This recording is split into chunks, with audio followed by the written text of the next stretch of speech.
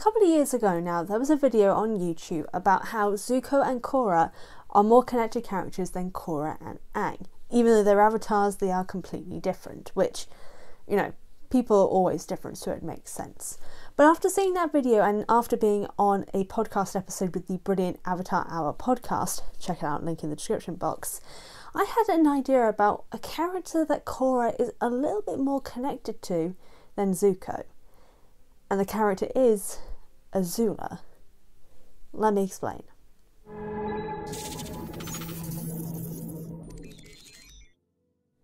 Now, of course, the thing that Korra isn't close to Azula with is the fact that obviously Azula is evil.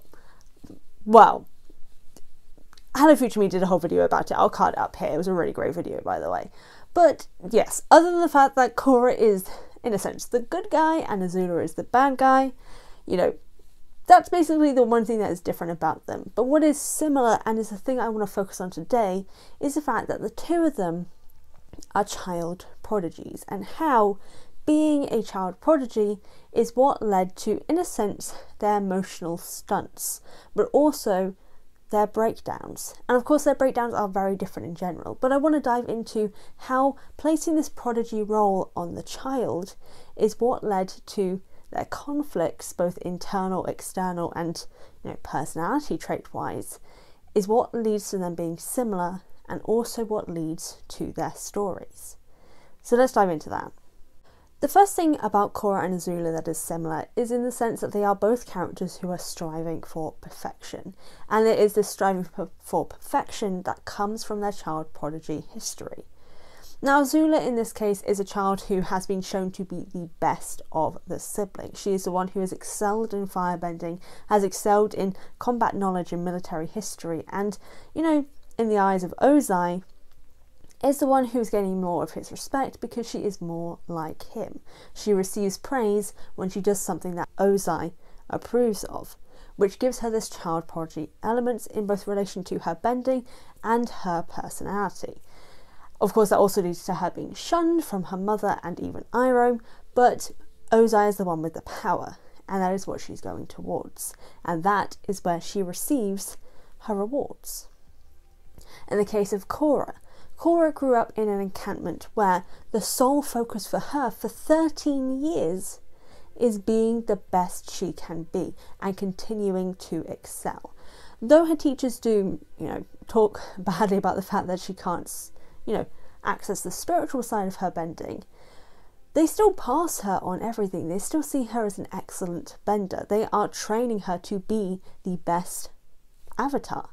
And as was discussed on the Avatar Hour podcast, possibly more than anything, training to make sure that she is able to defeat any bad that comes her way, focusing more on the physical side than the spiritual side, because the fight is the thing that will help save people. But Korra has excelled in all of that. But when she's confronted with airbending, that is where the cracks begin to show. And in the case of Azula, the cracks begin to show when her father starts showing his true colours towards her.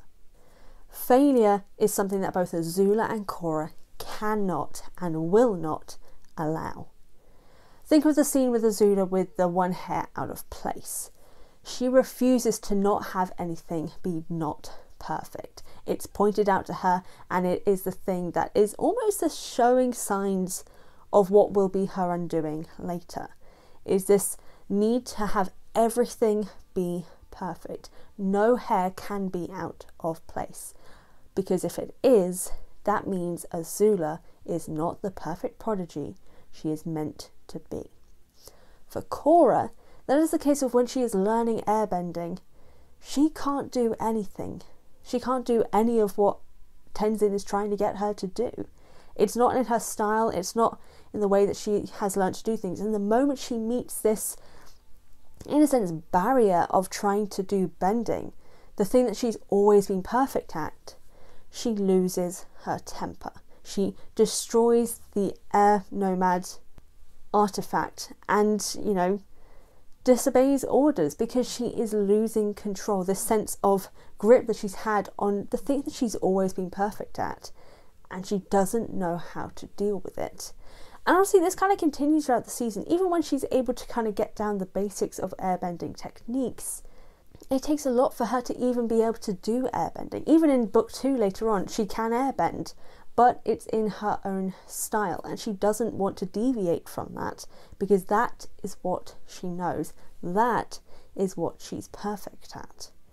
And it's the same with Azula. Azula works to her own rhythm because that is what she has always been praised for. Praise and perfection and the need to not fail is something that is integral to their characters and connected to the downfall that they both face. In the case of both Azula and Korra, being these child prodigies, they've basically had it taught into them that if they are not the best at what they can do, there is no need for them. Look at Korra, for example, at the end of book 1. She's lost her bending. We see her go to the edge of the cliff and seemingly consider ending it all, because what is she without her bending? What is she when she's not the Avatar? She is no one without these things, because that has been what's been taught to her since she was a child. She is nothing if she is not the Avatar. She is nothing without her bending. And in the case of Azula, her downfall is the betrayal of May and Ty Lee. The people that she's been taught by her father that if she doesn't have people around her who fear her, what use is she? And even later on, when her father leaves her behind, there is another crack in the mirror for her.